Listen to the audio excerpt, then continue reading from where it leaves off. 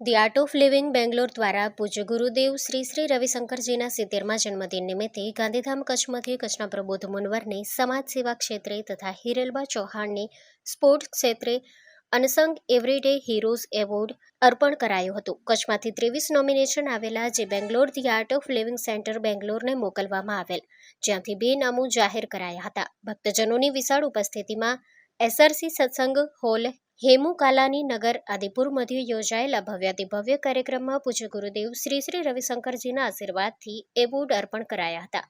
પ્રારંભે ભાવિક મિસ્ત્રીએ ભજન કીર્તન સત્સંગની ભારે રમઝટ જમાવેલ. પ્રબુદ્ધ મુનવરે આભારની લાગણી વ્યક્ત કરતા કચ્છભરમાં માનવજ્યોત સંસ્થા ભુજની ચાલી રહેલી પ્રવૃત્તિઓની માહિતી આપી હતી.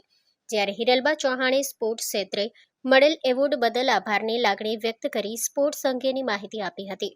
દીપકભાઈ ગુપ્તા, નરેન્દ્રભાઈ કચ્છી, અશોકભાઈ પરીખ, શિક્ષક માજાભાઈ આહિર તથા સમગ્ર ટીમે કાર્યક્રમની વ્યવસ્થા સંભાળી હતી. સ્ટોરી રિપોર્ટ બાય કરણ વાઘેલા, ભુજ. જય ગુરુદેવ.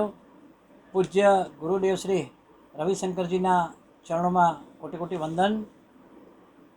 આજે the art of living centre Bangalore દ્વારા પૂજ્ય ગુરુદેવ શ્રી શ્રી રવિશંકરજીના 70મા જન્મદિન નિમિત્તે ગાંધીધામ કચ્છ મધ્યે મને જે અનસંગ એવરીડે હીરોઝ એવોર્ડ આપવામાં આવ્યું છે, ત્યારે હું the art of living centre બેંગ્લોરનો આભારી છું. કારણ કે કચ્છમાંથી લગભગ 23 જેટલા નોમિનેશન ગયેલા, એમાંથી બેંગ્લોરમાં એની પસંદગી કરવામાં આવી. એમાં 2 નામો જાહેર કરવામાં આવ્યા. કચ્છમાંથી મને સમાજ સેવા ક્ષેત્રે જે એવોર્ડ આપવામાં આવ્યો છે એ બદલ હું આનંદની લાગણી અનુભવું છું અને આયોજકોનો આભાર માનું છું. કારણ કે આજે લાંબા સમયથી છેલ્લા 20 વર્ષથી માનવ સેવા જીવદયાના કાર્યો કરું છું અને જ્યારે એવોર્ડ મળે ત્યારે એવોર્ડ એક એવી બાબત છે કે જે આપણે કાર્ય કરીએ છીએ એને પ્રોત્સાહન પૂરું પાડતું હોય છે. તો આજે ગાંધીધામમાં ભજન કીર્તન અને સત્સંગ સાથે એક એવોર્ડ સમારોહ ઉજવાયો. એમાં કચ્છમાંથી 2 નામો હતા. એક નામ મારું હતું અને મને પણ સમાજ સેવા ક્ષેત્રે એક એવોર્ડ અર્પણ કરવામાં આવ્યો છે. ત્યારે આ સૌ આયોજકોનો હું ખૂબ ખૂબ આભાર માનું છું.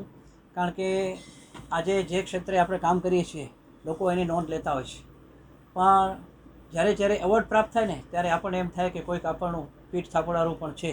તો જેમણે પણ જે સંસ્થા દ્વારા મને એવોર્ડ અર્પણ કરવામાં આવ્યો છે એ સંસ્થાના સર્વે આયોજકોનો, એ ફાઉન્ડેશનના સર્વે કાર્યકરોનો હું હૃદયપૂર્વક આભાર માનું છું.